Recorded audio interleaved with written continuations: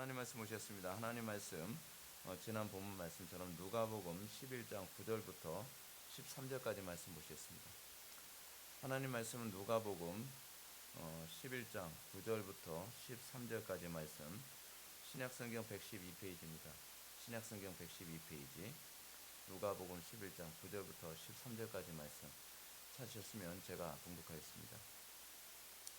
내가 또 너희에게 이르노니 구하라 그리하면 너희에게 주실 것이요 찾으라 그러면 찾아낼 것이요 문을 두드리라 그러면 너희에게 열릴 것이니 구하는 이마다 받을 것이요 찾는 이는 찾아낼 것이요 두드리는 이에게는 열릴 것이니라.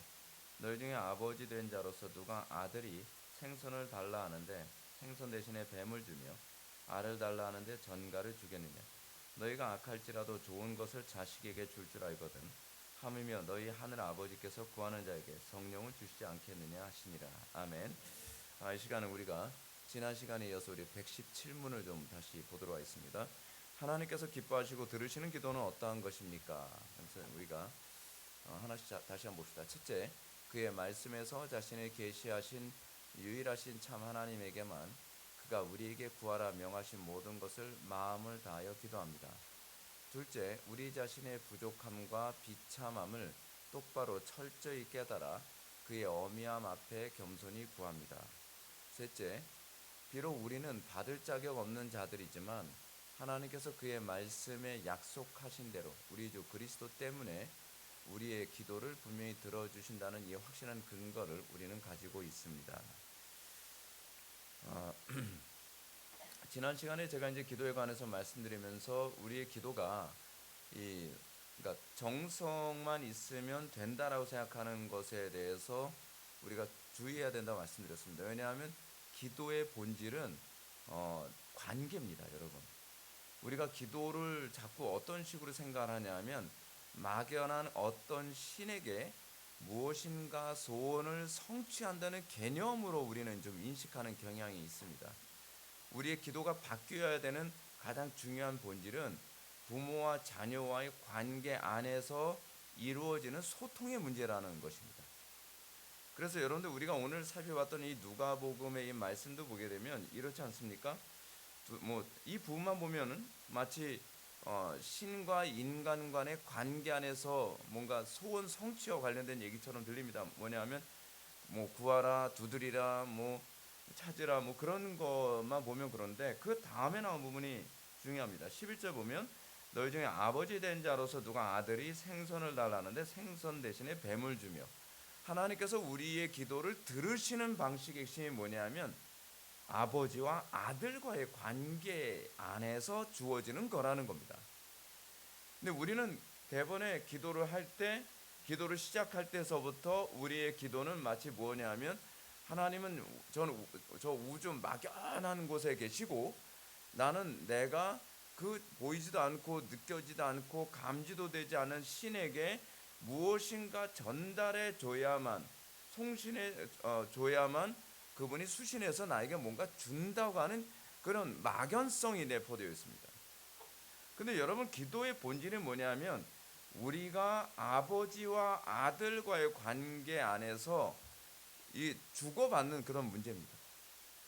이 문제에 대한 인식이 없으면 우리는 자꾸 기도를 이방 종교처럼 하게 된다는 거죠. 그래서 우리가 지난 시간에 살펴봤던 부분을 간략하게 한번 살펴봅시다. 우리의 기도가 거절될 수 있다고 하는 것에 대해서 우리가 염두에 두어야만 합니다. 무슨 얘기냐면 이방 종교에서는 기도를 하는 기도자가 신과의 관계 안에서 기도가 이루어진다고 하는 그런 개념이 아니라 마치 이런 거잖아요. 여러분, 잉카 제국에서 기도를 하는데 이제 기도를 주로 언제 합니까? 기근이 심할 때, 가뭄이 극심할 때 이제 그러면 기도를 합니다. 여러분, 오늘도 제가 이제 그 카스트 제도에 관한 부분을 잠깐 어떻게 볼 수 있게 됐었는데 그 이발소에 가서 그 이발을 하는데 그 카스트 제도에 대해서 누가 설명을 하더라고요. 그래서 강의하는 거 가만히 들었는데 여러분, 이 카스트 제도에서의 가장 상위 계급에 있는 사람이 누구냐면 종교 지도자입니다. 제사장이에요. 그 다음에 왕이에요. 그러면서 이 카스트 제도에 의하면 모든 것이 태어날 때서부터 신분이 정해지는데 왜 종교 지도자, 이 제사장이 맨 상위 그 계급에 있는가? 그 사람이 모든 그 복과 저주를 주관한다고 생각하는 것 때문에 그렇습니다. 그래서 카스트 제도에서는 아예 계시가 없으니까 뭐라고 얘기하냐면 제사장한테 잘못하면 저주받고 제사장한테 잘하면 복받는다고 하는 개념이에요. 그러니까 거기서 이제 그 이발소에서 그 TV에서 나온 사람이 질문을 던지는 겁니다. 아니 사람들은 바보같이 왜 카스트 제도에서 이 가장 밑바닥 계층으로 살아가면서도 저항을 하려고 하지 않습니까? 그러면 이렇게 얘기하는 거예요. 이게 종교가 무서운 게 이겁니다. 그 이유는 제사장이나 왕 같은 사람한테 잘못 보이면 그 다음에 태어날 때는 개로 태어날 수도 있으니까. 지금 여기서 제사장들한테 잘 복종한 만큼 그 다음에 좀 더 상위 계층으로 태어나고 그 다음에 좀 더 상위 계층으로 태어나고 그렇게 된다고 하는 막연한 미신. 근데 이런 카스트 제도적인 것이 인도에만 있는 것이 아니라 다른 나라에도 있는데 잉카 제국도 이제 그런 개념이죠. 잉카 제국에서는 누가 제사장입니까? 왕이 곧 제사장이다. 이거는 사실은 이집트 같은 경우에도 그렇거든요. 이집트에서도 왕이 신의 아들이라고 하는 그런 개념을 가지고 있어요. 그러면 이제 제일 가까운 게 누구예요? 왕이죠. 그렇지 않으면 제사장이죠. 근데 잉카 제국에서는 비가 안 오면 어떻게 하냐면 비가 오도록 만들기 위해서 신에게 제물을 바치죠. 제물을 바치는데 누굴 바칩니까? 포로들을 이제 다 죽이는 거예요. 포로들을 죽여서 제물을 바치는데 신이 비를 안 내려줘요. 그럼 그 다음에 하는 일이 뭐냐면 이 더 끔찍한 제사를 하는데 왕이 제단의 맨 꼭대기에 올라가 가지고 그 잉카 제국 보게 되면은 거의 무슨 피라미드 같은 거 있잖아요. 거기 보면 거기 있는 맨 꼭대기에 이제 그 제단 같은 게 있는데 거기에 올라가서 혀를 뚫습니다. 혀를 내밀면 혀를 뚫어 가지고 거기다 실을 매달아요. 그러면 그 피가 뚝뚝뚝 떨어지면 종이에다 받아 가지고 이거를 불태워서 신에게 올려 바친다는 거예요. 그러니까 여러분 이방 종교의 특징이 뭐냐면 우리의 기도가 응답되지 않는 건 뭐예요? 희생이 부족해서, 정성이 부족해서, 그죠? 그 정성이 부족하면 어떻게 해요? 정성을 더 많이 올려야죠. 제가 왜 관상기도가 틀렸다고 얘기하냐면 그런 거잖아요. 주기도문을 200번 기도했는데 응답이 없어요. 그럼 그 다음 뭐예요? 그러면 좀 더 레벨 2로 올려야죠. 어떻게? 300번 기도하고. 이방 기도하고 똑같죠. 더 정성을 많이 들이면 올라가고 응답될 것이라고 생각하는 거예요. 잘 보세요. 여기서는 신과 인간과의 관계 안에서는요, 인격적인 관계는 없습니다. 아버지와 아들과의 관계 개념이 없어요. 여러분 생각해 보세요. 아들이 부모님이 그 아이폰 안 사준다고 혀 뚫어가지고서 피낸다고 생각해 보세요. 그럼 어떻게 하겠습니까? 그 아버지가요. 자식이 미쳤나? 우리가 그런 식으로 하는 거예요. 그런 식으로. 또 한번 생각을 한번 바꿔서 해봅시다. 아이폰을 안 사줘요. 그러니까 아들이 어떻게 해요? 아이폰 사줄 때까지 아이폰을 계속 300번이고 500번이고 계속 외워요. 그럼 아버지의 반응이 뭐예요? 이게 미쳤나? 또 우리가 기도를 그렇게 하고 있는 거 알고 계십니까? 하나님과 우리와의 관계가 인격적 관계라는 인식이 없고 그 기계적 관계로 인식하는 거예요. 그러니까 응답이 안 되는 거예요. 그러니까. 그런데 이걸 안 바꿔요. 죽어라고 안 바꿔요. 가르쳐줘도 습관대로예요. 자, 지난 시간에 했던 건 그냥 그 순서만 좀 얘기하고 맙시다. 죄를 품고 하는 기도 안 되죠. 설명 필요 없고요. 뭐 직접 마시고 무슨 TV 광고 같은데 죄를 품고 하는 기도 안 됩니다. 안 된다 그랬어요, 여러분. 두 번째, 정욕으로 쓰려고 잘못 구하는 기도. 이거는 상식적으로도 그렇죠. 상식적으로도. 그냥 잠깐 이거 설명합시다. 죄를 품고 하는 기도는 마치 뭐하고 똑같습니까? 자, 부모와 자녀와의 관계를 얘기할게요. 관계 깨진 상태에서 소통이 됩니까? 대화가 돼요? 안 되죠. 예를 들어서 자녀가 정당한 걸 구해요. 근데 부모가 야, 너 이 문제에 관해서 해결되기 전에는 아빠한테 연락도 하지 마. 아빠한테 말도 걸지 마. 그게 정당하냐 하지 않냐에 관한 문제가 아니라 뭐예요? 이미 대화가 끊어진 거예요. 그래서 기도가 안 되는 거죠. 두 번째 뭐예요? 잘못 구하는 거죠. 정욕으로 쓰려고. 아빠가 그런 거죠. 야, 아이폰인지 애들 폰인지 지금 내가 사주기 싫어서 안 사주는 게 아니야. 아직 때가 아니야. 그죠?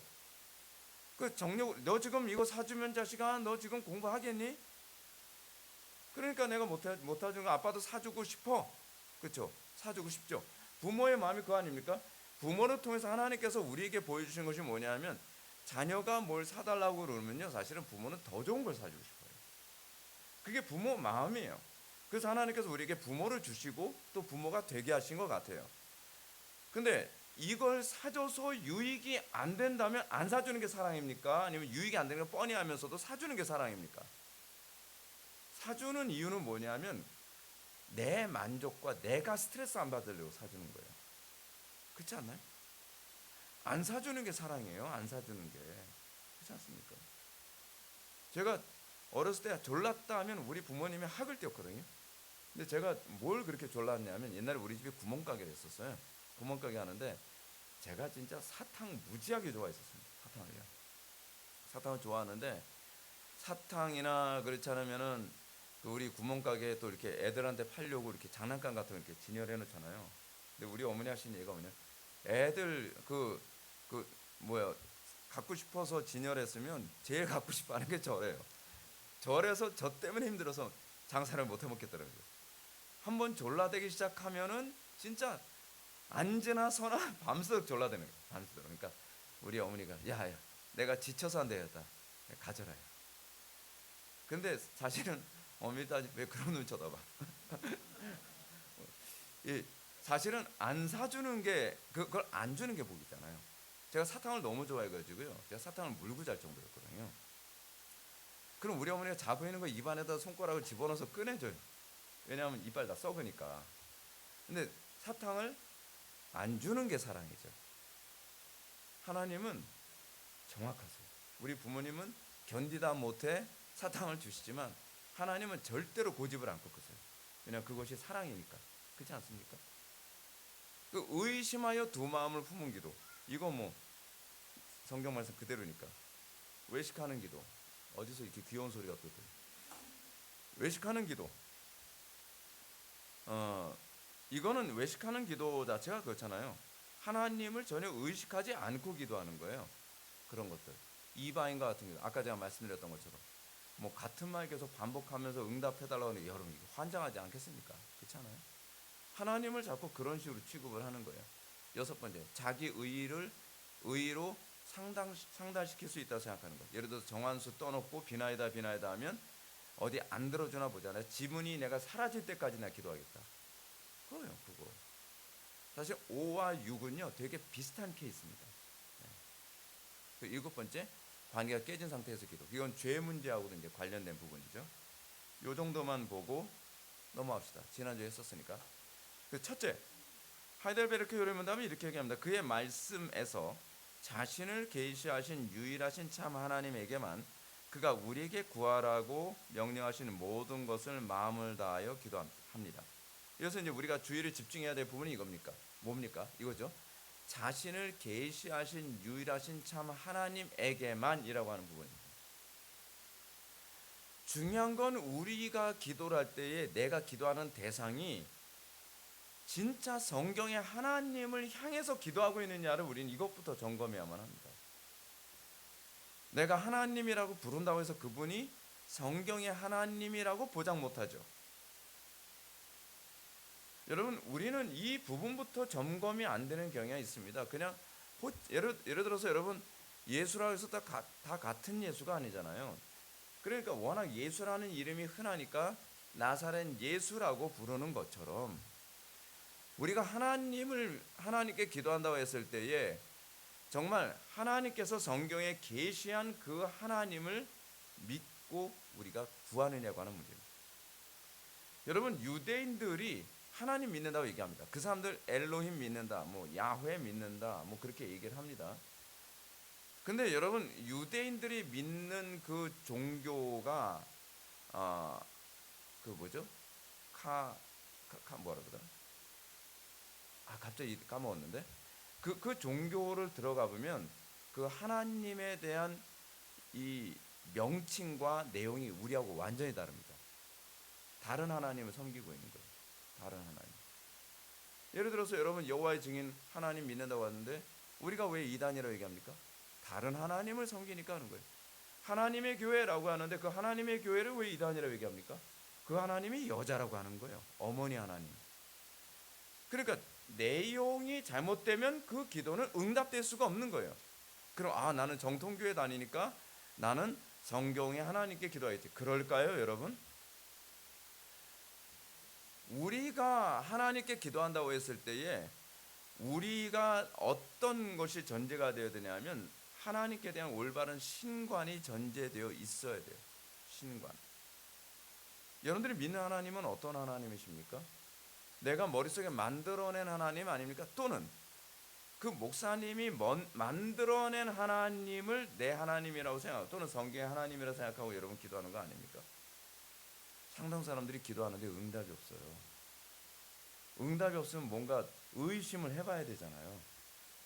근데 응답이 없는데 의심을 안 해요. 그게 속 터지는 거예요. 저는 그게 이해가 안 되는 거예요. 응답이 안 되는데 계속 기도하는 거 보면. 그래서 기도를 하는 데서 전제는 정성이 중요한 게 아닙니다. 몇 시간 기도했느냐도 별로 중요한 게 아닙니다. 가장 중요한 건 하나님을 바로 알고 기도해야 돼요. 하나님을 바로 알고. 이게 이방 종교와 우리하고 차이예요. 왜냐하면 우리 기독교는 하나님을 계시했잖아요. 그래서 그 계시를 근거로 해서 기도해야 돼요. 근데 이방 종교는 계시가 없잖아요. 이방 종교는 어차피 구약 성경에서 얘기하는 것처럼 없는 하나님께 기도하는 거예요. 없는 신에게. 그러니까 아무데나 그냥 막 남발을 해도 상관이 없는 거예요. 어차피 없는 하나님께 기도하니까. 근데 우리가 마치 없는 하나님께 기도하는 것처럼 기도하면 어떻게 하겠냐고요. 그래서 이방인처럼 기도하지 말라는 겁니다. 이방인처럼요. 우리 기도가 하나님께 상달되지 않는 가장 중요한 문제는 하나님이라는 대상이 여전히 금신상과 같은 우상을 내포하여 기도하고 있기 때문에 그렇습니다. 내가 기도하는데 그 하나님이 호칭은 여호와 하나님인데 그 하나님의 내용이 이방 종교의 어떤 내용을 가지고 있다고 생각해 보세요. 그래서 신앙 좋은 사람이 기도 응답 잘 받는 거예요. 여러분 신앙 안 좋은데 기도 응답 잘 받는다고 하는 사람 있잖아요. 뭐 막 예언 기도해주고 막 다 웃기는 겁니다. 하나님을 모르는데 그렇잖아요. 하나님이 그 사람들이 아는 하나님이 우리가 아는 하나님 또는 그 사람들이 아는 하나님이 성경에 나오는 하나님이 아니라고 하는데 그럼 그 사람들은 어떤 하나님께 기도하는 겁니까? 여러분 이런 거 있잖아요. 저는 개인적으로 요즘 그런 분을 의심합니다. 조영기 목사님이 뭐 그렇게 기도 많이 하고 응답 많이 받고 뭐 기적도 많이 일으키고 그렇다고 얘기하는데 WCC 종교통합 같은 데에 찬성하고 WCC 괜찮은 겁니다 라고 이렇게 얘기를 한다면 그럼 저는 질문을 던지는 거죠. 그분은 그러면 이제껏 어떤 하나님을 섬겼다는 거야? 성공의 하나님을 섬긴 거죠. 적극적인 사고방식을 섬긴 거죠. 우상을 숭배한 겁니다. 문제는 그 사람에게 영향받은 사람들에게서 도덕성이 나타나지 않아요. 도덕성이 뭐하고 연결됐다고요? 윤리와 연결되어 있다고 그랬잖아요. 윤리는 뭐하고 연결되어 있다고요? 본질하고 연결되어 있어요. 실제하고 연결되어 있어요. 그러면 이 부분이 연결됐다고 했을 때에 저분이 진짜 신자일까 아닐까라고 하는 부분에 대해서 질문을 던져볼 필요성이 있죠. 여러분 이 부분을 분명히 하십시오. 사탄도 응답할 수 있다는 걸 기억하십시오. 사탄도 병을 고칠 수 있다는 걸 기억하셔야 돼요. 옛날에 제가 그 20대 때 읽었던 책 중에서 악마의 아름다운 가면이라고 하는 그 제가 책을 봤었거든요. 그 책은 너무 충격적이라서 벌써 20대 때 읽었는데 한 30년 지났는데도 아직까지 기억이 나요. 근데 그게 뭐냐면 은사주의자인데 그 사람이 기도를 하면 예수님이 나타난대요. 예수님이 나타나서 병을 고치도록 이게 도와준다는 거예요. 근데 이 사람이 병을 고칠 때 어떻게 하냐면 환자가 와요. 환자가 오면 제가 암 때문에 제가 또는 뭐 때문에 병이 오면 병 걸렸다고 오면 그 사람을 치료하는데요. 살을 째요. 마취 같은 거 안 하고 그 손톱으로 막 째요. 피가 철철 나고 그럼 막 거기 막 암덩어리 막 잡아 뜯어요. 막 끊어요. 근데 나요. 낫는 거예요. 근데 그 책을 쓴 사람은 문제는 그 사람 그 책 쓴 사람 같은 경우는 척추에 문제가 있어서 그 왔거든요. 가위로 째는 거예요, 그냥. 말도 안 되죠. 근데 딴 사람들은 통증을 못 느꼈대요. 근데 이 사람은 통증을 있는 대로 다 느꼈다는 거예요. 그래서 지옥 같은 고통을 느꼈다고 그러더라고요. 근데 문제는 그렇게 하고 나서 치료가 전혀 안 된 거예요. 근데 치료가 딴 사람들은 된 케이스가 많다 보니까 사람들이 오는 거잖아요. 근데 이분이 하는 얘기가 뭐냐면 예수님이 나타나서 여기를 살로 째고 이걸 뜯어내면 뭐 고쳐진다 뭐 한다 해서 그렇게 했는데 진짜 그렇게 되더라는 거죠. 그건 뭘까요? 스피리추얼 가이드. 영매요, 영매. 그 사람은 성경이 하나님이 아니에요. 병 고친다고 성경이 하나님이라고 생각하면 곤란해요. 사단도 우리를 미혹하기 위해서 얼마든지 할 수 있고요. 사단도요 얼마든지 점을 기가 막히게 잘 칠 수 있어요. 여러분, 제가 아는 어떤 분이 그 점을 치러 간 적이 있었습니다. 자, 누군지 얘기를 안 할게요.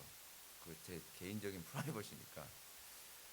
근데 이분이 점을 치러 갔는데 그 점쟁이가 이렇게 얘기를 하는 거예요. 딱 보더니 3번 결혼하겠구만, 그런 얘기예요. 근데 그분이 지금 이제 나이가 이제 80이 넘으셨는데 진짜 3번을 결혼하셨어요. 진짜 신기하죠. 그럼 여러분 그거 딱 보면 신령하네 그럴 겁니까, 여러분? 여러분 그것도 성령의 역사일까요? 아니요, 미혹의 영이에요. 미혹이에요. 그럼 여러분들 꼭 던지는 질문 있죠. 그럼 어떻게 맞춰요? 사탄이 그럼 어떻게 맞춥니까? 하나님께서 허용하시는 거예요. 왜 허용하실까요? 미혹의 영을 허용하셔서 스스로 멸망에 빠지도록 심판하시는 방식 중에 하나입니다. 여러분들 하나님께서 금하신 거 아는데도 여러분들 예를 들어서 도박을 했어요. 도박 잘 되는 게 복입니까? 아니면 심판입니까? 그럼 심판이에요. 로또 같은 거 하는 거 안 좋은 거 아는데 잘 됐어요.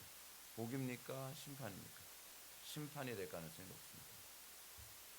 로또에서 우리 노회도 어떤 목사님 그 누구지? 그 자기의 와이프의 그 동생의 남편, 여동생의 남편, 총수가 어떻게 되는 거야? 헷갈리는데 로또에 당첨이 된 거예요. 로또에 당첨이 됐어요. 로또에 당첨이 딱 되니까 막 몇 억이, 뭐 수십억이 들어오잖아요, 수십억. 뭐 세금 다 띄면 한 반 정도 세금으로 나간다 그러더라고요. 그리고 나서 그거를 돈을 받기 전에 뭐라 하냐면, 내가 요번에 이거 그 돈 받으면 이거 가지고 뭐 누구한테 뭐 얼마 주고 누구한테 얼마 주고 얼마 주고 그런다는 거예요. 그래서 다들 꿈에 부풀었죠. 빨리 돈 받아라. 근데 정작 돈을 손에 딱 쥐니까 어떻게 해요? 입 싹 닦는 거예요. 관계 다 깨졌어요. 그리고 그 돈이요 몇 달 만에 다 없어지더래요.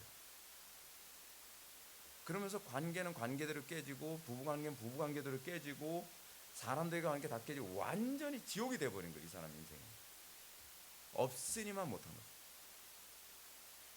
여러분, 우리가 성경대로 되는 게 복입니다. 하나님께서 그럴 때 여러분들의 욕심, 여러분들이 정욕으로 쓰려고 잘못 구했는데 응답이 됐다.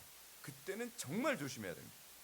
하나님께서 여러분들을 저울질하고 있는 때라고 생각하면 거의 맞습니다. 조심하셔야 됩니다. 하여간 우리가 기도를 하는 데 있어서 여러분들을 설교 듣고 나서 기도하면 기도가 유난히 잘 되는 거 많이 느끼시죠? 왜냐하면 신학과 기도가 같이 가기 때문에 그렇습니다. 하나님에 대한 오해, 하나님에 대한 올바른 인식이 전제되면 기도가 잘 될 수밖에 없어요. 그런데 올바른 하나님에 대한 인식인데 기도가 안 됐다. 그건 하나님께 뭔가 불편한 마음이 있어서 그런 거죠. 그래서 신학이 중요합니다.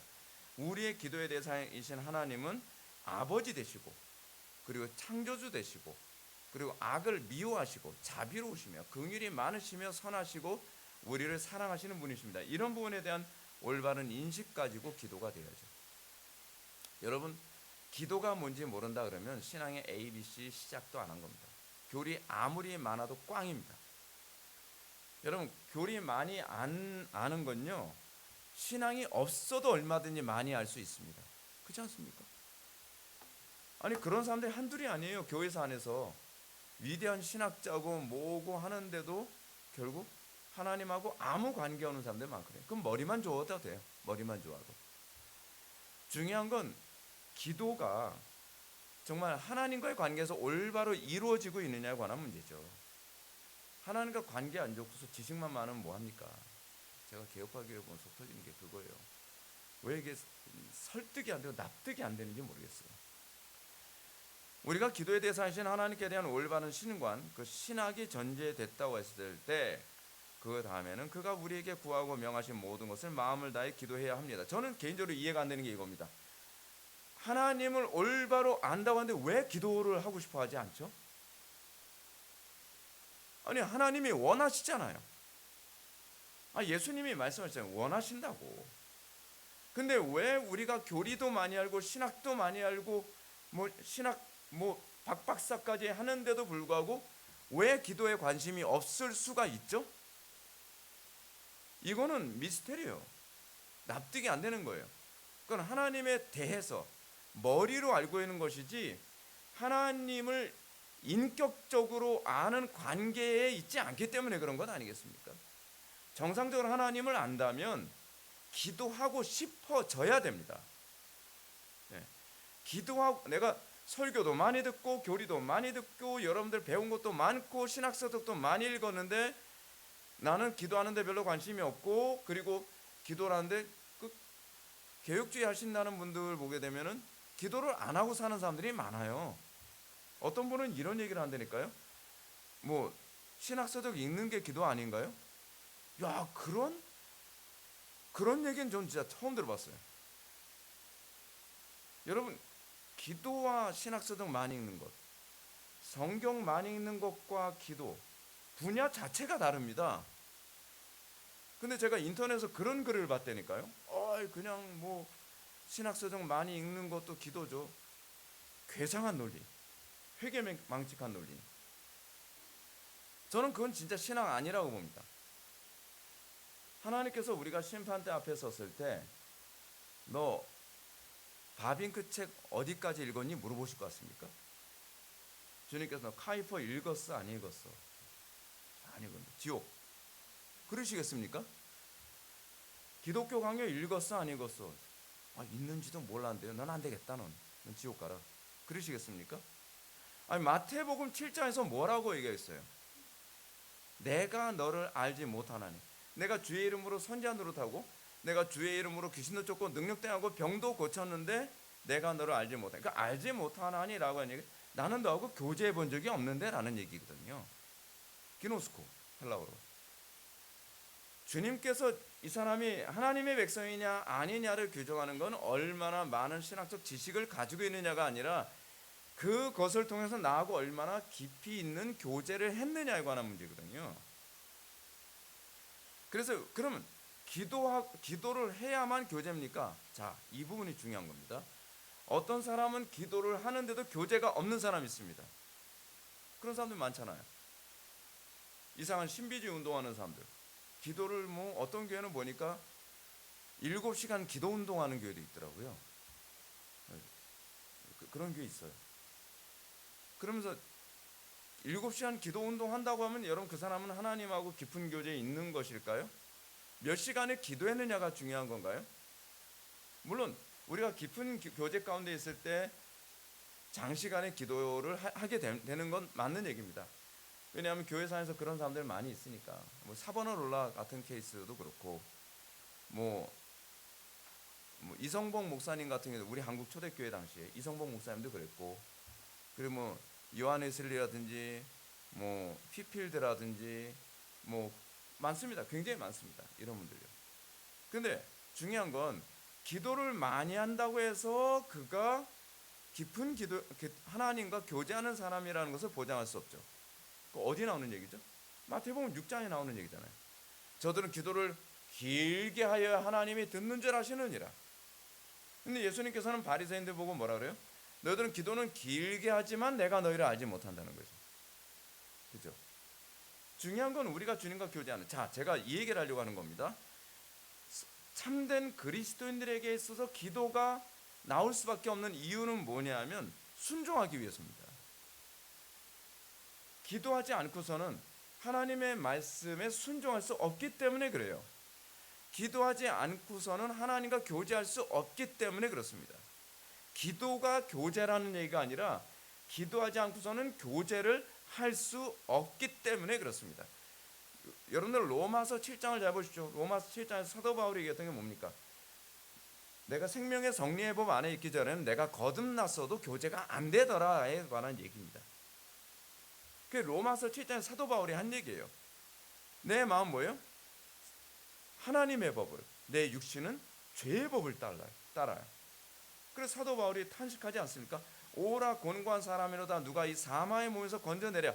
그 로마서 7장에서 얘기하는 사도 바울의 얘기는 뭐냐면 내가 거듭났고 내 마음이 그 하나님의 법을 기뻐하는데도 불구하고 하나님과 교제가 안 되더라에 관한 얘기입니다. 하나님과 교제가 되는 것이 그럼 어떻게 가능하냐? 거듭났다고 곧바로 교제가 다 가능하냐? 그렇지 않다는 거죠. 8장에서 얘기하는 게 그거 아닙니까? 생명의 성령의 법이 죄와 사마의 법에서 너를 해방하였느니라. 그러면 하이델베르크 요리문답에서 얘기하는 것처럼 그 생명의 성령의 법을 통해서 우리가 주님과 교제하도록 하는 것이 하도록 우리에게 주어진 은혜의 방편이 뭐냐는 거예요. 기도라고 얘기해요. 기도.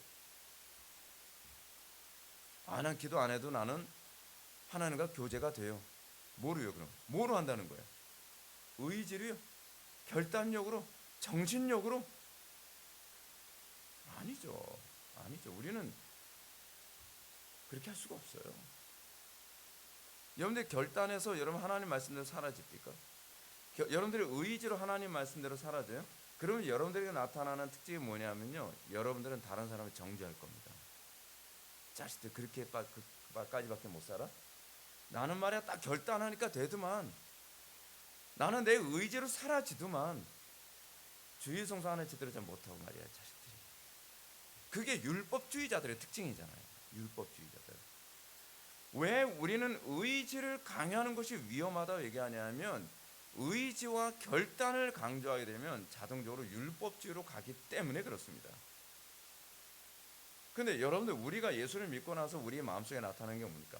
난 하나님과 교제하고 싶은데 하나님과 교제가 안 돼요. 순종이 안 되잖아요. 여러분, 우리가 하나님과 교제 관계가 깨지는 건 불순종하면서 깨지는 거거든요. 그럼 나는 순종하고 싶어요. 나는 하나님과 더 깊이 있는 교제 가운데 있기를 원해요. 근데 이게 자꾸 내가 무너지잖아요. 그러면 여러분들에게 나오는 건 당연히 기도죠. 기도는 순종을 위한 것입니다. 여기서 이방 기도와 기독교의 차이가 있습니다. 이방 종교의 기도는 뭡니까? 여러분, 이방 종교가 신에게 순종하기 위해서 기도합니까? 아니에요. 이방 종교의 기도는 신이 내 소원을 성취시켜주기 위한 수단에 불과해요. 근데 예수를 믿고 난 이후에 우리의 이 기도는 무엇이 되냐면 하나님을 영화롭게 하고 하나님을 기쁘시게 드리기 위해서. 그래서 우리가 다음 시간부터 살펴보게 되는 주기도문이 다 그 얘기예요. 주기도문의 핵심이 뭡니까? 마태복음 6장 33절이잖아요. 너는 먼저 그의 나라와 그의 의를 구하라. 그러면 이 모든 것을 너에게 더하여 주리라. 우리의 기도의 목적은 하늘의 뜻이 하늘에서 이룬 것처럼 땅에서도 이루어지게 하기 위해서 우리의 기도가 사용되는 거예요. 그럼 기도가 이방 종교의 기도가 완전히 다르죠. 우리의 기도는 뭐예요? 하나님과 교제하기 위한 수단이에요. 하나님 말씀대로 순종하기 위한 수단이에요. 하나님의 뜻이 지상에서 이루어지게 하기 위해서. 왜냐하면 나는 하나님 말씀대로 살 수가 없으니까. 여러분들 거듭나면 하나님 말씀대로 척척 사라집니까? 저는 안 되던데요. 안 돼요. 왜 기도합니까? 안 사라지니까. 하나님을 기쁘시게 해드리고 싶으니까. 우리가 기도와 순종을 하나님께 나아가지 않는다면 그 신앙은 사실 모래 위에 세운 집과 같아서요, 어려움이 생겼을 때 또 곧바로 무너집니다. 제가 여러분들한테 질문을 던진 게 그거예요. 여러분들은 기도를 통해서 나의 삶의 변화가 없는데도 왜 기도하십니까? 내가 살고 싶어서 기도하는 게 정상 아닙니까? 근데 기도를 하는데 나의 삶의 변화가 아무것도 없어요. 예배에 대한 나의 태도도 변하지 않고 나의 마음도 바뀌지 않고 나의 나쁜 습관도 고쳐지지 않고 나의 어떤 경건에도 아무런 변화가 없어요. 근데 그냥 하는 거예요.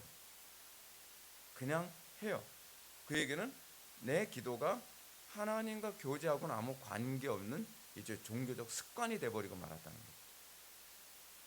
여러분 이게 굉장히 위험합니다. 여러분들이 정말 경계해야 되는 게 뭐냐면 나의 종교 행위는 습관이냐에 관한 문제예요. 그냥 습관적으로 기도하는 거예요. 습관적으로 아무것도 기대하지 않아요. 기도를 하면서 하나님과 나와의 관계가 더 가까워졌는가? 여러분들 제가 기도에 관한 책을 무식하게 읽었거든요. 왜냐하면 기도를 통해서 하나님을 더 가까이 하는 법을 알고 싶었어요. 제가 아는 것이 너무 부족하고 제가 아는 것이 뭔가 성경에서 위배된 부분이 있지 않을까? 좀 더 정확하게 갈 수 없을까? 그런 거에 대한 호기심과 그런 거에 대한 목마름 때문에 기도에 관한 책 이 책도 읽어보고 저 책도 읽어보고 그리고 제 기도에 또 적용해보기도 하고 또 해보기도 하고 계속 이거 반복하는 거거든요. 하나님하고도 가까워지고 싶은 거예요. 여러분들 기도는 거기서 출발해야 됩니다. 하나님과도 가까워지고 싶어서. 마치 여러분 우리 이럴 수도 있잖아요. 주일 성수 안 했는데 주일 성수 안 한 이유가 하나님과의 관계 문제 때문이 아니라 예배 시간 한 번도 은혜 받은 적이 없는데도 불구하고 주일 성수 안 하면 뭐예요? 내 생활상의 루틴에서 뭔가 깨진 것 같아가지고 불편해하는 거. 근데 그게 신앙 때문에 하나님과 관계 때문에 불편한 게 아니라 사실은 내가 살던 라이프 스타일에서 그냥 하나가 그 깨진 것 때문에 생긴 불편함이죠. 이건 신앙이 아닌 거예요. 우리의 기도가 그런 걸 수도 있다니까요. 맨날 기도를 했는데 안 하면 뭔가 볼일 보고 안 닦은 것 같은 그런 찝찝함. 그래서 기도하는. 여러분들은 어떻습니까? 사도 바울이 얘기하잖아요. 경건의 모양은 있고 경건의 능력을 부인하는 자들에서 떠나가라. 바리새인들이 그런 존재들이었어요. 바리새인들 규칙적으로 기도하죠. 바리새인들 규칙적으로 금식하죠. 바리새인들 규칙적으로 안식일을 엄격하게 성수하죠. 바리새인들은 11조도 철저하게 하죠. 근데 그것이 하나님과 교제하는데 아무 관계가 없어요. 아무 관계가 없어요. 경건에 아무 도움이 안 돼요. 이전보다 하나님을 더 많이 알아갔다고 하는 것에 대한 감격. 여러분 우리의 삶은요 감격으로 점청되어져 가는 거거든요. 어떤가요? 저는 신앙생활하면서 그런 생각을 합니다.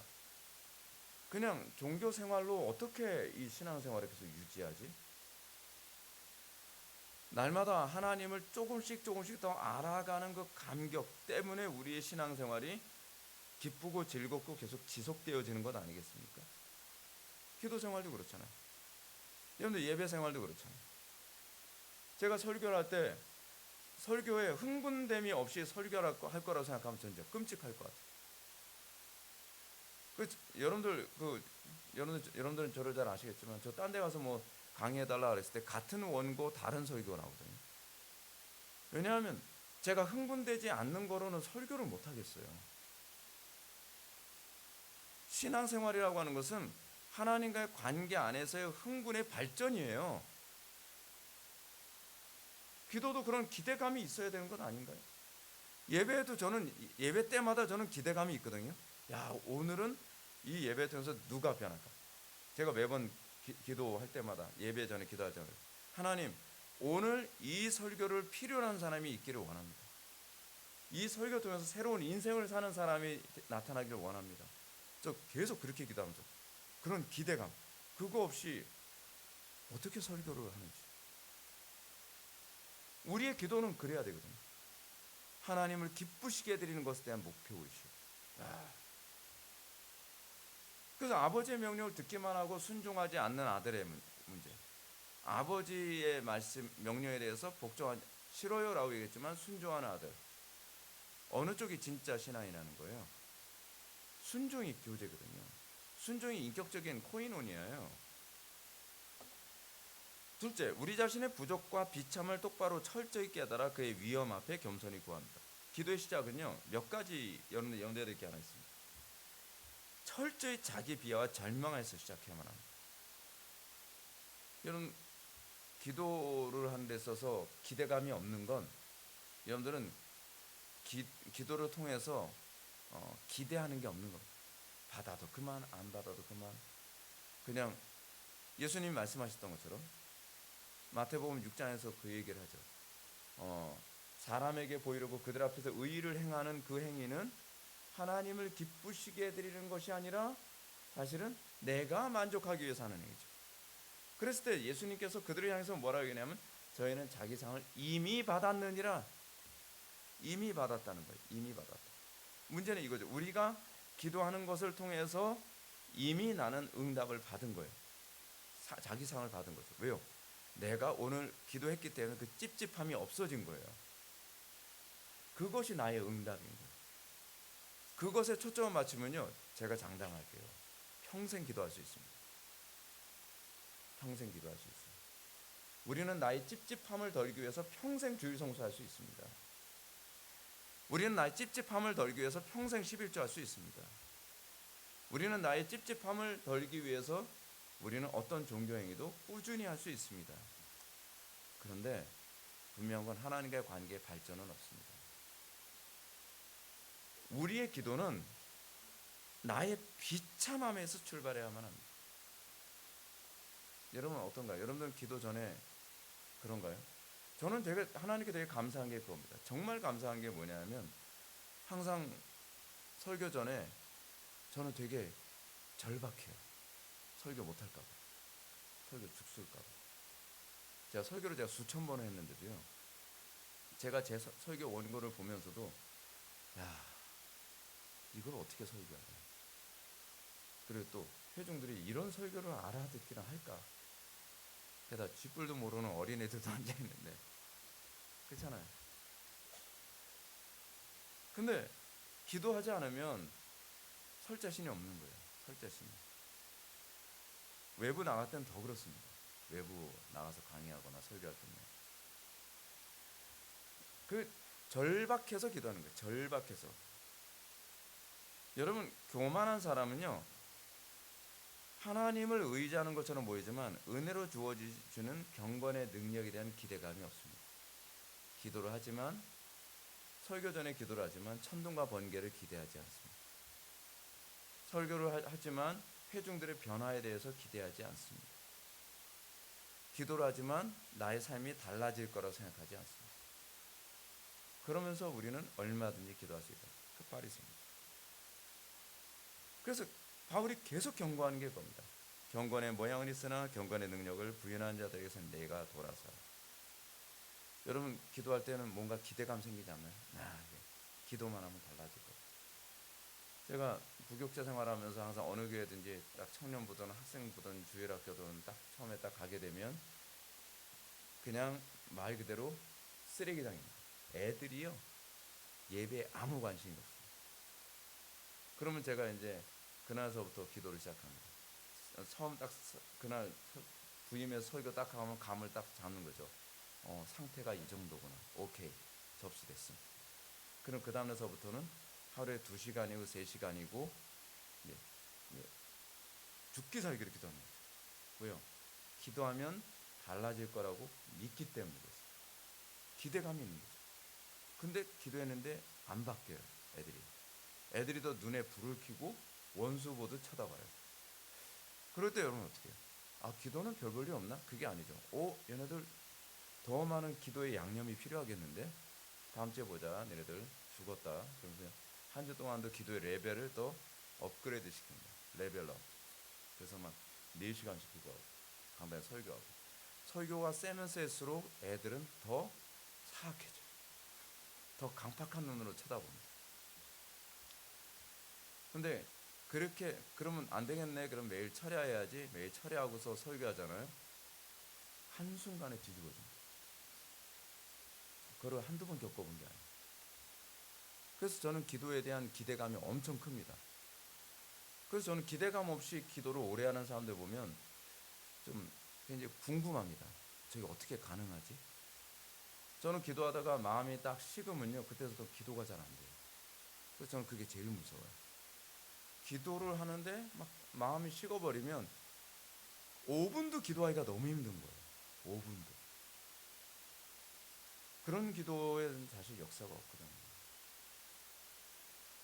우리의 기도는 자신의 부족과 비참함을 똑바로 철저히 깨달아 그의 어미 앞에 겸손히 구하는 것이 무엇인지 알게 될 때 비로소 기도가 무엇인지 알게 되고 기도의 능력이 나타나고 시대를 바꾸는 한 시대의 영적 거인들이 그렇게 등장하거든요. 그래서 하나님께서 쓰시는 사람들의 특징이 뭐냐면 인생에서 바닥을 쳐본 사람이에요. 바닥을 쳐본 사람. 그럼 스펄전이 왜 기도를 그렇게 많이 하고 스펄전이 왜 어떻게 하나님께 이렇게 강력하게 쓰임 받았을까요?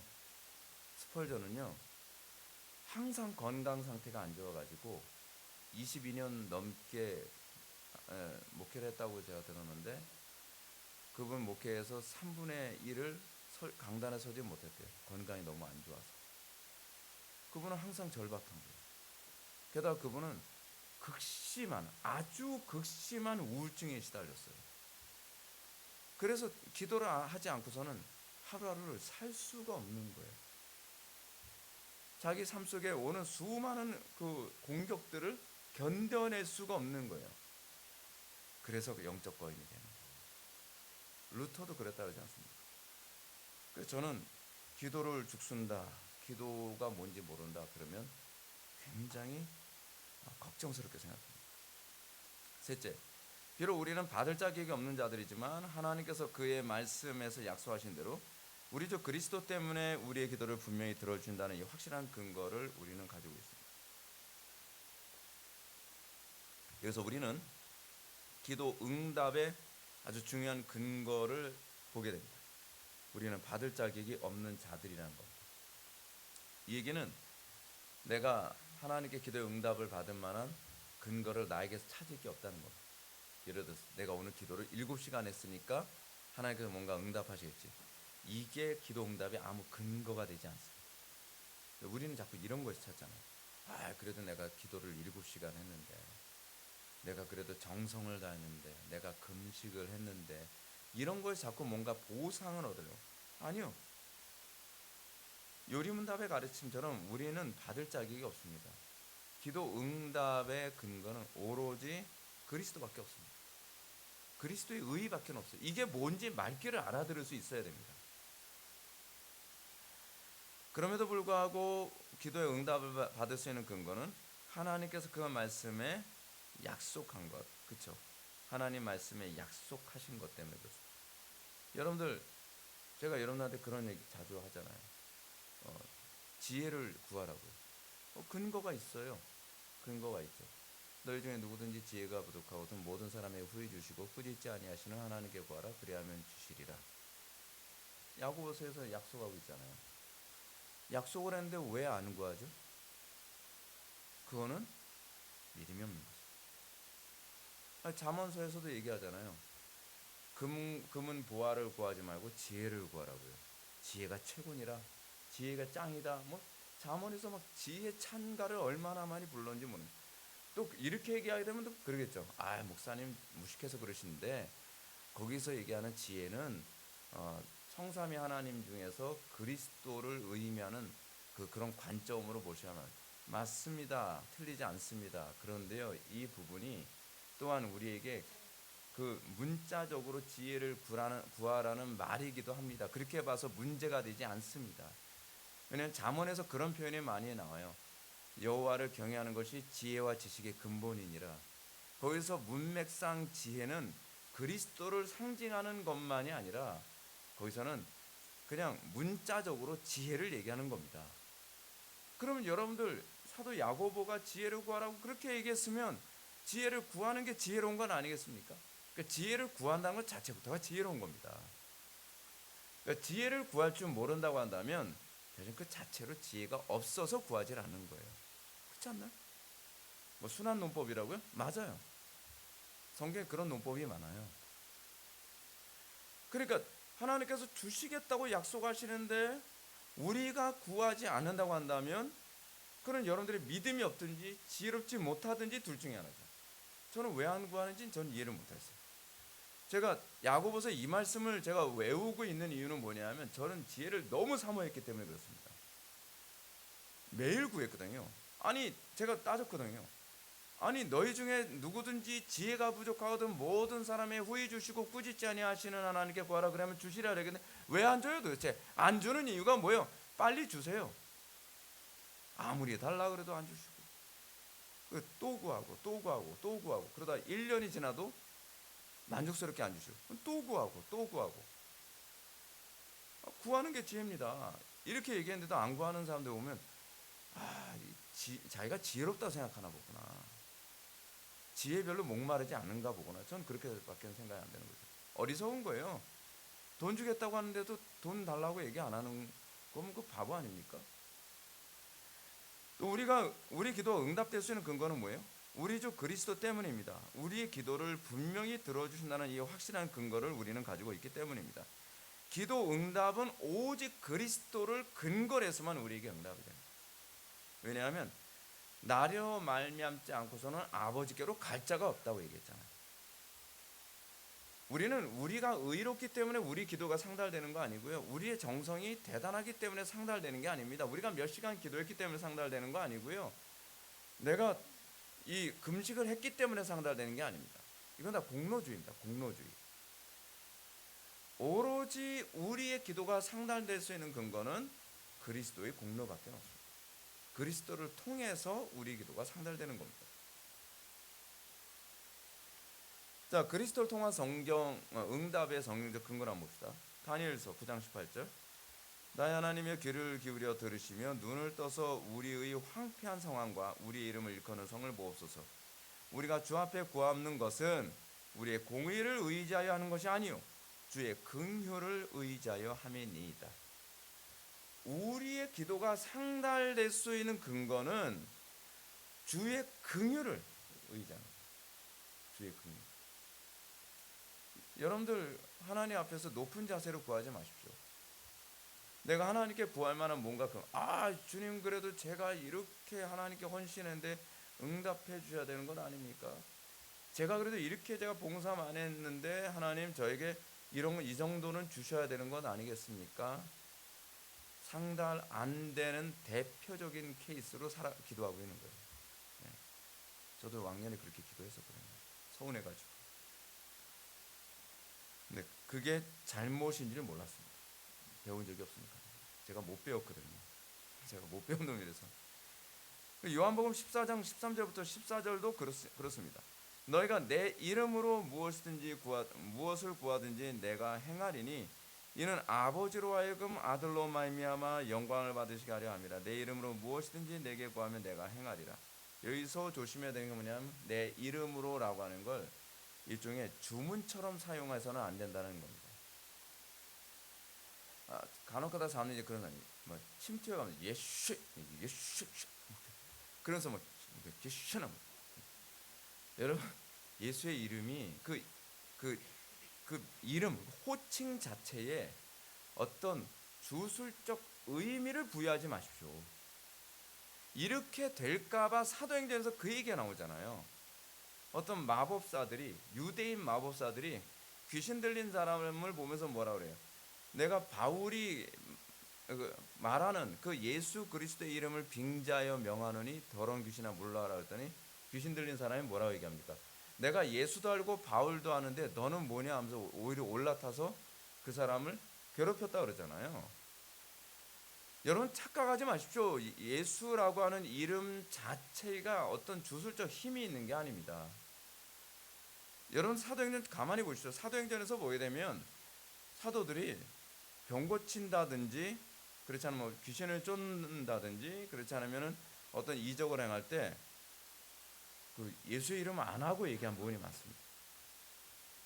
어느 날 베드로가 이제 어떤 죽었다고 하는 여자를 위해서 이제 기도하잖아요. 근데 이름이 뭐죠? 다비단가요? 하여간 뭐 있잖아요. 그래서 일어나라라고 얘기하지 나사렛 예수의 이름을 명하노니라고 안 하고 있어요. 그런 케이스가 굉장히 많아요. 사도행전에서요. 근데 어떤 부분에서는 내가 나사렛 예수 그리스도의 이름을 명하노니 일어나 걸어라 뭐 그런 얘기 있거든요. 성전 미문에서 구걸하는 사람에게. 그러니까 아니 왜 어디서는 예수의 이름을 얘기하고 왜 어디서는 예수의 이름을 얘기하지 않는가? 그 이유는 이거예요. 예수의 이름으로 구하라라고 하는 것은 그리스도와 연합하여 그것을 추구하라는 그 신학적인 의미이지, 예수라고 하는 이름이 주술적 힘이 있다는 얘기는 아닙니다. 그러면 왜 사도들이 나사렛 예수의 이름으로라고 하는 그 말을 사용할 때가 많으냐? 사람들이 있을 때 그래요. 여러 사람들이 병 고친다든지 기적을 행하는 그런 자리에 있을 때 내가 고치는 것이 아니라 그리스도께서 고치는 것이다 라고 하는 표현이에요. 그 표현이 그 당시 유대식의 표현이거든요. 그러니까 뭐 누구예요? 그 바울과 그 신라가 이게 기적을 딱 행하고 나니까 사람들이 바울은 말하는 사람 보니까 그 헤르메스인 것 같다. 그리고 그 누구예요? 신라가 그 뭐 병 고친 거 보니까 이 사람 제우스가 아니냐. 뭐 이런 식으로 해서 막 숭배하려고 그러잖아요. 뭐 이럴 때 뭐라고 얘기합니까? 이 사람을 고친 것은 예수의 이름이 그 사람을 고쳤다라고 얘기합니다. 예수의 이름. 내가 고친. 왜 이름이라고 예수께서 고치셨다라고 얘기하지 않고 예수의 이름이 고쳤다라고 얘기했을까요? 말이 좀 이상하잖아요. 그게 우리식의 언어가 아니라서 그래요. 그들식의 표현은 뭐냐면 그리스도의 전인격이라는 표현이거든요. 그분이 고쳤다라고 하는 것을 알게 하기 위해서 예수의 이름으로라는 것을 얘기하는데, 그 다른 사람들 다 나가게 하고 그 고치는 그때는 들을 사람이 없잖아요. 누가 오해할 사람이 없잖아요. 그러니까 내가 너에게 명하는 일어나라 하니까 병이 고쳐지고 또 죽은 자가 살아나는 일이 이렇게 생기기도 하는 겁니다. 그러니까 여기서 예수의 이름, 내 이름이라는 말을 주술적 의미로 이해하지 마시라는 겁니다. 자, 118문, 이건 금방 끝납니다. 하나님께서는 그에게 무엇을 구하라고 우리에게 명하셨습니까? 아무거나 구하는 것이 아니라 명하는 게 있죠. 영혼과 몸에 필요한 모든 것인데 그리스도 우리 주께서 친히 가르쳐 주신 기도에 그것이 담겨 있습니다. 자, 중요한 게 이겁니다. 주님께서는 우리의 아버지시죠. 아버지는 우리 육신의 필요도 채워주십니다. 여러분들 간혹가다 이제 이런 생각, 꼭 그럼 그의 나라와 그의 의에 해당되지 않은 건 기도하면 안 되나? 왜 안 돼요? 되죠. 아니, 우리 아버지가 내 사업을 위해서만 살라고 얘기하겠습니까? 우리의 필요도 다 공급해 주시기 원하죠. 우리의 필요를 공급해 주시기를 원하는데 그 또한 무엇과 관련을 맺고 있냐면 칼빈의 표현처럼 우리의 필요한 모든 것을 공급해 주심으로써 이 모든 것들이 하늘에 계신 우리 아버지께서 우리에게 공급해 주신다고 하는 이 믿음을 강화시켜 주시기 위해 때로는 우리에게 결핍을 주시는 거예요. 여러분, 하나님의 뜻을 여러분들이 안다면 하나님께서 여러분들에게 결핍을 주셨을 때 그 결핍을 통해서 하나님께서 이 모든 것을 공급해 주신다고 하는 그 믿음을 강화시키는 데에 여러분들이 올인을 해야지, 어려움이 있으니까 사람 찾아다니고 어려움이 있으니까 내 힘으로 한다. 여러분, 하나님께서 기뻐하지 않습니다. 제가 단독목회 시작하면서 개척 시작하면서 제가 했던 게 그거잖아요. 여러분, 방법은 여러 가지 있습니다. 예를 들어서 제가 이제 우리 교회 처음에 스타렉스 중고차 살 때 그때도 여러분 그냥 아무거나 사면 돼요. 사람들한테 지인들 물어봐가지고서. 그렇지 않습니까? 그런데 왜 이 부분을 가지고서 기도하고 하나님께서 주시는 것을 통해서 하기를 원하실까요? 하나님께서. 그 통해 핵심은 제가 말씀드리잖아요. 스타렉스라고 하는 차를, 중고차를 샀느냐가 중요한 것이 아니라 스타렉스라고 하는 중고차를 사는 가운데 내 믿음이, 하나님께 대한 나의 믿음이 강화됐느냐가 중요한 거예요. 우리는 자꾸 우리의 기도를 어떤 성과를 내는 데 초점을 맞추거든요. 근데 기도를 주님께서 우리에게 요구하신 핵심은 뭐냐면 이 과정을 통해서 하나님이 어떤 분인지 알기를 원한다는 거예요, 우리에게. 근데 우리는 어떻습니까? 우리의 삶의 문제를 통해서 하나님이 이런 분이시구나. 여러분들 구약 성경에서 주로 많이 나오는 게 뭔가? 여호와 라파, 어떤 병을 고쳤다는 게 중요한 것이 아니라 치료하시는 분이 여호와시다라고 하는 것을 알게 되는 거죠. 이 과정을 통해서. 그리고 자기 아들 이삭을 바쳤다는 것이 중요한 것이 아니라 그 사건 자체가 중요한 것이 아니라 이 사건 과정을 통해서 하나님이 어떤 분인지 알게 됐어요. 하나님께서는 여호와 그 하나님께 그 준비하시는 하나님. 그 뭡니까? 여호와 이레, 그렇죠? 여호와 이레의 하나님이라는 걸 알게 하기 원하십니다. 자기 아들을 제물로 바치는 게 목적이 아니라 하나님을 우리에게 계시하시고 드러내시는 게 목적이란 말이에요. 그래서 제가 여러분들 삶 속에 문제가 있을 때 제발 그 문제를 통해서 하나님을 만나는 법을 자꾸 터득하라고 제가 말씀드린 게 그거예요. 그 과정을 통해서 하나님은 이렇게 역사하시는 분이시구나. 하나님은 이렇게 우리에게 사랑을 베푸시는 분이시구나. 하나님은 이렇게 지혜로우신 분이시구나. 하나님은 이렇게 전능하신 분이시구나라고 하는 걸 머리가 아니라 우리의 삶을 통해서 깨달아 아는 쪽으로 가야 된다는 거예요. 그래서 제가 개척하면서 왜 간판을 안 걸고서 개척을 했겠습니까? 제가 괴짜려서가 아닙니다. 본질이 뭐냐면 사람들이 얼마나 많이 모이느냐가 아니라 그 사람들을 보내시는 분이 하나님이시라는 걸 알고 싶은 거예요. 과정이에요. 그 과정 안에서 하나님의 어떠하심을 알아가는 거예요. 인생은요, 여러분들이 이방 종교적으로 신앙생활하면 여러분들은 자꾸 성과에 초점 맞춰서 기도합니다. 그런데 성경은 과정 안에서 하나님의 어떠하심을 알아가는 것, 그것이 신앙이라고 가르치고 있거든요. 저는 여러분들이 그걸 알기를 원하는 거예요. 그래서 어려움을 피해가려 하기보다는 그 어려움을 통해서 하나님을 만나는 기회를 자꾸 삼으라고 제가 말씀드리는 겁니다. 118문 보게 되면 하나님께서는 그에게 무엇을 구하라고 우리에게 명하셨습니까? 첫 번째, 영혼에 필요한 모든 것. 마태복음 6장 33절은 그걸 뭐라 그래요? 그의 나라와 그의 의라고 얘기하죠. 그럼 이 모든 것, 몸에 필요한 모든 것을 주실 거죠. 예배를 우선으로 지키면 삶의 모든 영역이 형통하게 돼요. 하나님과의 관계를 우선시하면 이웃과의 관계가 형통하게 돼요. 여러분, 이거 미신 아닙니다. 성경이 가르치고 있습니다. 뭐라고요? 너희가 하나님과 관계를 올바르면 원수까지도 어떻게 해요? 관계를 회복시켜 주신다고 말씀하셨거든요. 왜냐하면 모든 관계 우선순위는 하나님이지 사람이 아니에요. 거룩이 우선시되면 가정과 직장과 회사가 형통하게 됩니다. 근데 우리는 자꾸 거꾸로 살죠.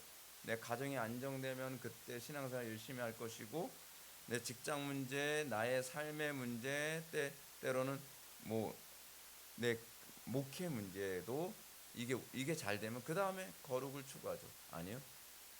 순서를 바꾸지 마십시오. 신앙은 순서의 문제라고 제가 말씀드렸잖아요. 몸에 필요한 것. 주님은 분명히 그의 나라와 그의 의를 구하면 이 모든 것을 더하여 주실 것이라고 말씀하셨는데, 주기도문에도 틀림없이 일용할 양식을 구하라는 청원이 나오거든요. 이 부분에 있어서는 뒤에서 나중에 자세하게 말씀드리겠죠. 일용할 양식을 위한 기도를 주님께서 우리에게 요구하십니다. 근데 정욕으로 쓰려고 잘못 구하는 것은 옳지 않고요.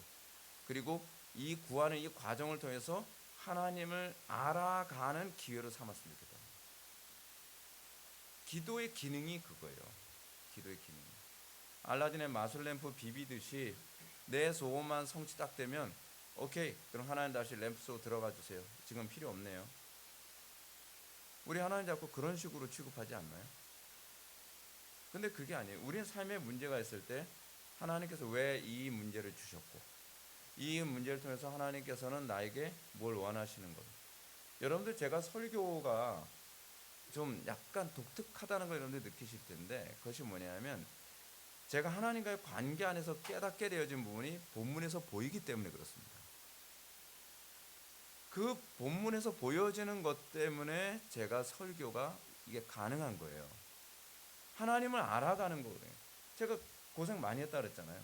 근데 그 고생 속에서 고생만 한 것과 고생 속에서 하나님을 만난 것과는 다른 문제잖아요. 어떤 사람은 고생만 해요. 고생만 하는데 하나님에 대해서 전혀 아는 지식이 발전이 없어요. 인생 잘못 산 거죠. 문제는 많이 풀었는데, 여러 문제를 풀었는데 문제를 푸는 해결 방법을 전혀 몰라요. 그 뭡니까? 119문. 주님께서 가르쳐 주신 기도는 무엇입니까? 여러분 다 아시는 거죠. 머리로는 다 알죠. 몸으로 몰라서 그렇지. 하늘에 계신 우리 아버지, 이것만 그냥 읽고서 제가 마치겠습니다. 하늘에 계신 우리 아버지, 아버지의 이름을 거룩하게 하시며 아버지의 나라가 오게 하시며 아버지의 뜻이 하늘에서와 같이 땅에서도 이루어지게 하소서. 오늘 우리에게 일용할 양식을 주시고 우리가 우리에게 잘못한 사람을 용서해 준 것 같이 우리 죄를 용서해 주시고 우리를 시험에 빠지지 않게 하시고 악에서 구하소서. 나라와 권능과 영광이 영원히 아버지의 것입니다. 여러분들 삶의 문제에 있어서 이 얘기는 마음에 새기고 여러분 돌아가십시오. 삶의 문제에 있어서 하나님께서 이 문제를 통해 당신 자신을 드러내시길 원하셔서 문제를 주셨는데, 이 하나님께서 당신 자신을 드러내려고 하는 것에 관심이 없으면 자꾸 제 시험을 볼 수도 있습니다. 여러분들 삶의 문제가 해결이 안 되고 이것이 10년, 20년, 30년 계속 반복되는 분들 있죠. 그 왜 그럴까요? 하나님께서는 그 문제를 통해 당신을 알리시고 우리를 더 거룩하게 하시고 우리를 더욱더 복되게 하시기 위해서 그런 거거든요. 여러분 생각해 보십시오. 우리가 진급했다고 해서, 여러분 초등학교에서 중학교로 진급했다고 해서 자동적으로 초등학교 과정 다 하는 거 아니거든요. 유급이라는 제도가 있잖아요. 원래 우리나라에는 그런 게 없지만 유급이라는 제도는 내가 이 과정에서 제대로 익히지 못했으면 제대로 익히고 난 다음에 그 다음에 올리는 거잖아요. 근데 여러분 신앙생활이 그런 게 많아요. 하나님께서 여러분들을 성숙하게 만들고 여러분들을 더 한 단계 더 업그레이드된 그리스도인들이 되게 하기 위해서 자꾸 문제를 주는데, 문제를 풀려고 하지 않고 요리 피하고 저리 피하고, 그래서 뭐예요? 답만 가르쳐 달라는 거예요. 답만. 그래서 위기만 피하기 위해서 자꾸 컨닝하고, 그렇잖아요. 일단은 빨리 내가 중학교로 내가 올라가야 되는데 내가 모르겠어요. 모르면 어떻게 해요? 컨닝이라도 해서. 그래서 이제 중학교 올라갔어요. 중학교 올라갔다고 되는 문제가 아니잖아요. 중학교 올라갔다고 모르는 게 알아지는 게 아니잖아요. 그럼 중학교 올라가서 고생 더 직사도록 하는 거죠. 왜요? 아니 너 초등학교 때 이거 안 배웠니? 이 소리 당연히 나오죠. 아니 배우긴 배웠는데 그때 컨닝으로 그냥. 근데 여러분 우리 신앙생활이 그래요. 하나님께서는 우리를 더욱더 성화시키려고 하는 하나님의 당신의 목적이 있거든요. 근데 거기서 우리는 진급하라고 하나님께서 이 문제 주셨는데 하나님 어떻게 해요? 하나님이 나를 못 살게 하는 분이라고만 자꾸 생각을 하는 거예요. 아니 복을 주시기 위해서 이걸 우리에게 이 문제를 주신 거라니까요. 저도 옛날에는 하나님에 대해서 오해 많이 했어요. 근데 요즘엔 진짜 제가 불평을 거의 잘 안 하거든요. 여러분들 보면 저 근심 걱정 없는 사람처럼 살잖아요. 근데 그게 왜 그러냐면 문제가 딱 생기면 이 문제 통해서 뭔가 더 유익하게 해주시려고 그러나 보니 거의 이제 반사적으로 그렇게 와요. 그럼 왜 이 문제 주셨을까? 이 문제 통해서 하나님께서는 당신 자신을 나에게 어떻게 드러내길 원하시는 걸까? 그러면 또 이제 익숙하니까 문제 생기면 또 성경 읽으면서 내 삶의 문제를 또 비춰보고 그것과 관련된 문제를 위해서 또 기도하고 그 문제를 또 해결하기 위해서 또 다른 신학서도 읽어보고 경건서도 읽어보고 그러면서 정답에 접근해 들어가면서 하나씩 하나씩 해결해 나가는 거죠. 여러분들이 하나님께 택함 받은 백성이라고 한다면 문제 해결되지 않고 하나님과의 관계를 해결하지 않고 문제만 해결되게 바라는 거 별로 기대하지 마세요. 해결될 수는 있어요. 근데 또 다른 사람이 여러분들에게 또 그 문제를 가져올 거예요. 또 다른 환경이 여러분들에게 그 환경을 줄 거예요. 제가 그래서 제가 협박 하나 할게요. 여러분들 우리 교회에서 문제 있어서 교회 떠난다고 해서 다른 교회 가면 없을 것 같죠? 더 독한 놈이 기다리고 있을 수 있습니다. 놈일지 년일지는 제가 모르겠습니다. 더 독한 상황이 여러분들을 기다리고 있을 수 있습니다. 중요한 건 그 문제를 통해서 하나님을 알아가는 것이지 피해 간다고 되는 문제가 아니라니까요. 제발 피해 가려고 하지 마세요. 그 과정을 통해서 하나님을 알아가는 법을 터득하십시오. 어차피 인생은요, 하나님의 손에서 못 벗어나요. 제가 벗어나고 싶었거든요. 진짜 도망가고 싶었거든요. 진짜 못 살게 되더라고요. 알기 전에는 진짜 이런 걸 모르기 전에는 제가 하나님이 너무하다 생각했었어요. 근데 세월이 지나면서 알게 된 게 이것이 사랑이구나. 이것이 사랑이구나. 이것이 복이었구나. 그걸 알게 되는 거죠. 여러분들이 정말 그 기도를 올바르게 사용하고 그 안에서 여러분들이 하나님을 더 많이 알아가서 여러분들이 점점 나이가 먹어갈수록 사람들에게 하나님은 이런 분이야 라고 여유 있게 얘기할 수 있는 그 믿음의 수준으로 세워질 수 있기를 주님의 이름으로 축원합니다. 기도하시겠습니다.